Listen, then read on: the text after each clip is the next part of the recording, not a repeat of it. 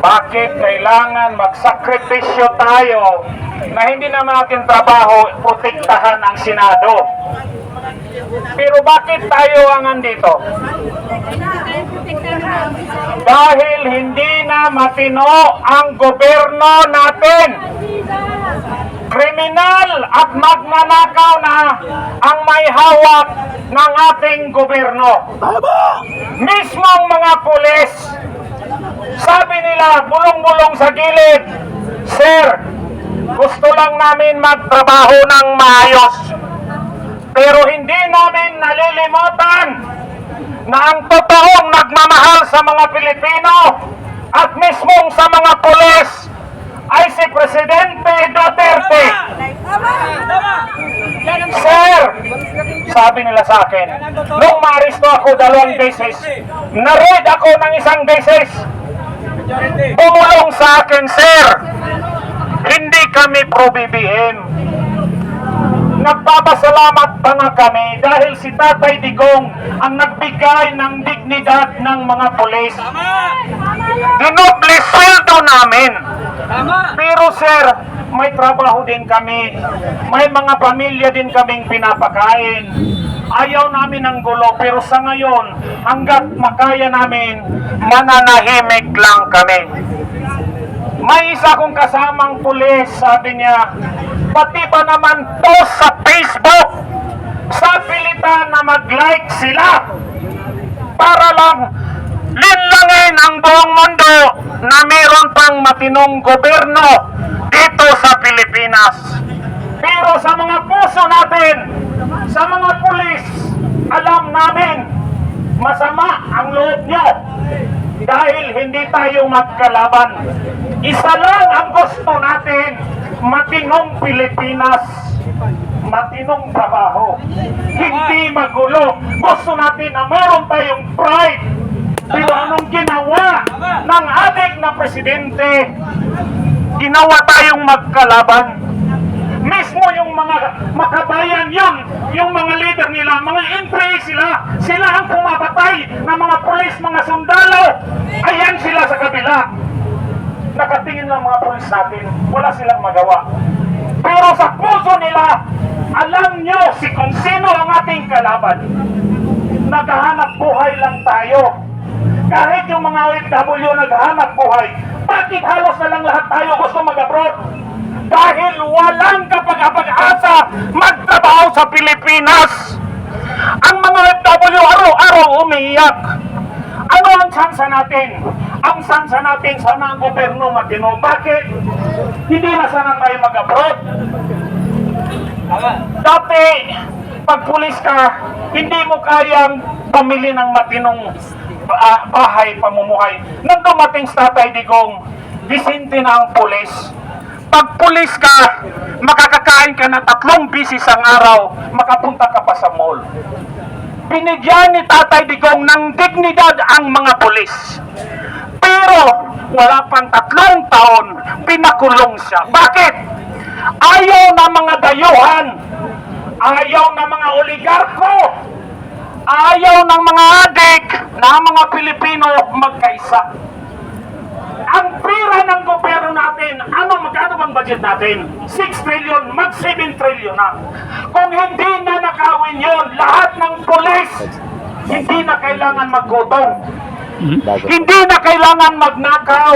Hindi na kailangan mang-ape dahil yung sweldo matino. Hindi na tayo mag-abroad. Dati gusto natin, okay, mag-abroad ako kahit domestic helper. Yung mga professional natin, naging disente ang gobyerno sa panahon ni Tatay Digong. Nakita natin yung pera ng gobyerno, ginastos sa kalsada, sa airport, sa ports, lahat. At inalis na yung mga korupsyon. Pero nung nakatungtong ang isang adik sa Malacanang, ano ang nangyari? Ang mga dayuhan na ayaw makita ang mga Pilipinong magkaisa, ayaw na makita ng Pilipino umunlad. Dahil bakit ayaw nilang umunlad? Nasa atin lahat ng resources.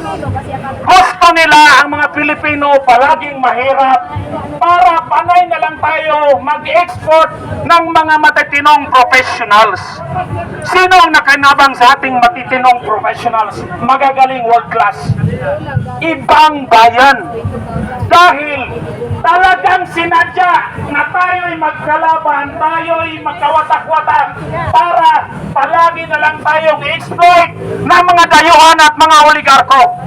Si Tatay Digong ang nagpakita sa atin na pag tayo magkaisa, meron lang tayong leader na matino.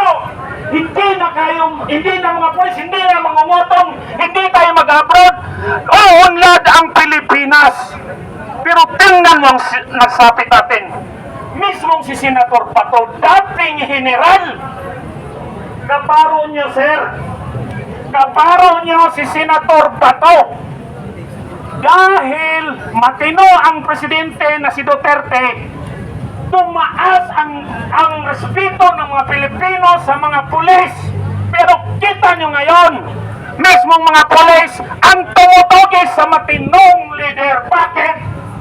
Dahil ginusto nating tumahimik dahil wala tayong tapang sa loob natin. Wala tayong tapang sa isip natin at sa puso. Lahat ng andito, siguro, hindi matipuno, hindi malaking katawan, walang armas. Pero, ang puso natin, handa tayong mamatay para sa bayan. Unahin niyo na ako. Pero alam niyo, andito kami para sa bayan. Alam din namin na kayo andito para sa bayan at gusto niyo matahimik. Pero ang kalaban, nasa kabila! Sino ba ang nag-fund ng mga rebelde at mga magkabayan lang? Gobyerno. Kailangan nating magkaisa. Kailangan nating tumapang. Si Presidente Duterte lang ba ang matapang? Papayag ba tayo na isang tao lang matapang? Pag walang handang mamatay na Pilipino, walang pag-asa ang Pilipinas. Kaya protektahan natin ang Senado, protektahan natin si Senator Bato, protektahan natin ang bagong Senate President na si Senator Alan Peter Cayetano. Bakit? Sa kanyang pamamahala, Duterte Align siya, meaning pag Duterte Align, matino, mag-isip, may pagmamahal sa bayan. Kaya kahit kailan di tayo alis dito hanggat hindi ma-stabilize at hindi natin masiguro na ang bagong liderato ng Senado at si Senator Bato ay hindi secure. Nakuha na nila lahat, NBI sa kanila, pulis sa kanila. Yung isa pang adik na isang politician, ginawa pang NBI-LG officer. Puro na lang adik. Si Trillanes, sino ba yung Trillanes? Rebelde yan. Dati ang sundalo na lumaban sa gobyerno. Hindi tayo lumaban sa gobyerno. Ang ginawa natin ngayon, protektahan ang gobyerno, ang Senado na isang co-equal branch ng executive. Dahil ang executive natin, pinamumunuan ng drug addict at kriminal. Tayong mga pulis, meron tayong mga drug test. Bakit ang presidente ayaw magpa-drug test? Tayong mga pulis, hinuhuli natin ang magnanakaw. Bakit hindi natin mahuli ang mga magnanakaw sa Malacanang at sa House of Representatives? Bakit? Dahil kulang tayo sa tapang at pagmamahal sa bayan. Kung si Tatay Digong, 80 years old, hindi umatras, hindi natakot, dahil gusto niya ipakita sa mga Pilipino na ang buhay natin na bilang Pilipino, walang saysay kung wala tayong pagmamahal sa ating kapwa Pilipino. Kaya sana Sana lang, hindi natin papayagan na makuha ang isang senador sa isang asong olol na Trillanes na nag-represent ng ICC. Dahil ang oath natin, lalo na sa mga pulis, mga opisyal, you did not swear an oath to protect the ICC. You swore an oath to the Constitution. You read the Constitution, wala doon na you protect the ICC, you follow orders from the ICC. Ang andon sa Constitution, ang executive branch, ang judiciary, mga korte, at Senado at House of Representatives. Kaya dapat tayong mga Pilipino makakaintindi para lang yung pamamahay natin. Ang Pilipinas, ang ating pamamahay. Ang ICC, para lang yung kapitbahay. Sino ba ang dapat masunod sa bahay? Di ba dapat ang tatay, ang nanay? Hindi yung sa kabilang yung kapitbahay mo lang. Kapitbahay lang natin ang ICC at hindi natin kilala kung sino yung mga huwis nila. Nakita nyo sa TV, hindi nga marunong mag-English. Mas magaling pa mag-English yung mga high school natin. Bakit tayo makikinig sa ICC na hindi natin alam kung sino sila? Ang ating pakinggan, ang ating kapwa Pilipino, ang ating ipaglalaban, ang ating konstitusyon, ating ipaglalaban si Senator Bato at hindi ang buhang na si Trililing Trillanes. Sana mag-issue ang Senate ng warrant of arrest kay Sonny Trillanes at i-deputize lahat ng mga pulis na ipahuli siya para bugbugin natin yung gago na yan dahil he is not representing the interest of every Filipino. He is representing the interest of a foreign entity na hindi natin kilala.